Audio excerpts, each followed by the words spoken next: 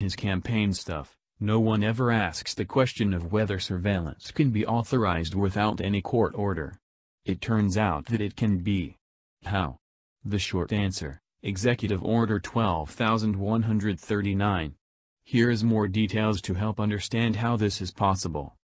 The President may authorize, through the Attorney General, electronic surveillance without a court order for the period of 1 year, provided that it is only to acquire foreign intelligence information, that it is solely directed at communications or property controlled exclusively by foreign powers, that there is no substantial likelihood that it will acquire the contents of any communication to which a United States person is a party, and that it be conducted only in accordance with defined minimization procedures. The Code defines foreign intelligence information to mean information necessary to protect the United States against actual or potential grave attack, sabotage or international terrorism. Foreign powers means a foreign government, any faction of a foreign nation not substantially composed of U.S. persons, and any entity directed or controlled by a foreign government. The definition also includes groups engaged in international terrorism and foreign political organizations. 9. The sections of FISA authorizing electronic surveillance and physical searches without a court order specifically exclude their application to groups engaged in international terrorism.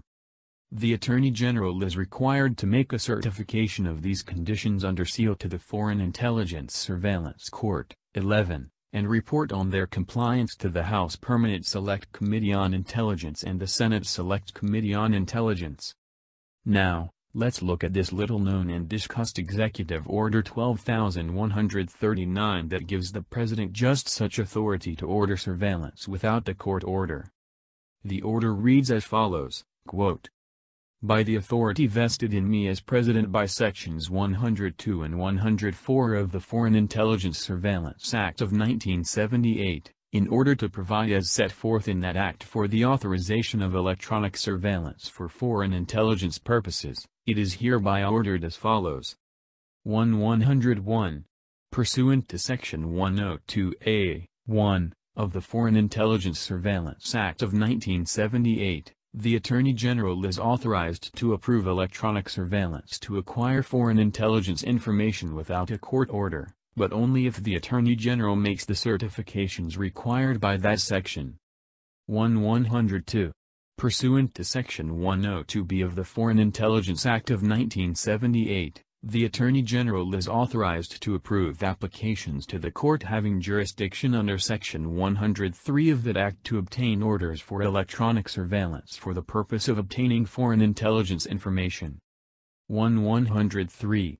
Pursuant to Section 104A(7) of the Foreign Intelligence Surveillance Act of 1978, the following officials, each of whom is employed in the area of national security or defense, is designated to make the certifications required by Section 104A(7) of the Act in support of applications to conduct electronic surveillance. A. Secretary of State. B. Secretary of Defense. C. Director of Central Intelligence. D. Director of the Federal Bureau of Investigation. E. Deputy Secretary of State. F. Deputy Secretary of Defense. G. Deputy Director of Central Intelligence. None of the above officials, nor anyone officially acting in that capacity, may exercise the authority to make the above certifications, unless that official has been appointed by the President with the advice and consent of the Senate." End quote. It should be now a matter for legal experts to look into and provide